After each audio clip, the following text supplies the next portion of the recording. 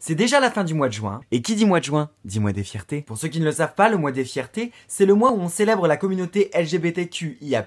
Oui, ça fait beaucoup de lettres. Mais c'est surtout l'occasion de rappeler que le combat pour l'égalité n'est pas terminé, et que chaque jour, en France et dans le monde, des hommes et des femmes sont discriminés et agressés à cause de leur orientation sexuelle. Pour fêter ça, la France a voulu marquer le coup, et a lancé une campagne d'affichage dans tout le pays, et peut-être que vous avez eu l'occasion de croiser ce genre d'affiche. Évidemment, on ne peut que louer cette initiative, et se réjouir de l'évolution des mœurs dans notre pays. Par contre, je me questionne de savoir qui est à la tête de cette campagne. Quelle agence de com a eu l'idée et a créé cette campagne? Combien de personnes étaient autour de la table pour penser tout ça? Et surtout, combien cette campagne a coûté aux contribuables? Parce que je n'ai qu'une chose à dire, rembourser. Pas besoin d'avoir fait 5 ans d'études de communication pour dire que cette campagne est nulle et d'une maladresse folle. Et que fort heureusement, la communauté LGBTQIA+, a beaucoup d'humour et de résilience. Je m'explique. Prenons par exemple cette affiche. La tête et le sourire béat du monsieur à l'annonce de « Oui, mon pote est gay ». On a l'impression de lui annoncer qu'on s'est trompé de diagnostic et que finalement il n'a pas un cancer stade 3. Je dois vraiment avoir des amis de merde, parce que moi les miens, ils se sont pas autant réjouis que je sois gay. Oui, mon pote est gay. Oui, et toi t'es noir. Et on n'en fait pas non plus une maladie. Ton pote aime les phallus et toi tu préfères les minettes. C'est un peu comme la glace finalement. Certains aiment la vanille et d'autres préfèrent le chocolat. Ce mois des fiertés où on célèbre les LGBTQIA+,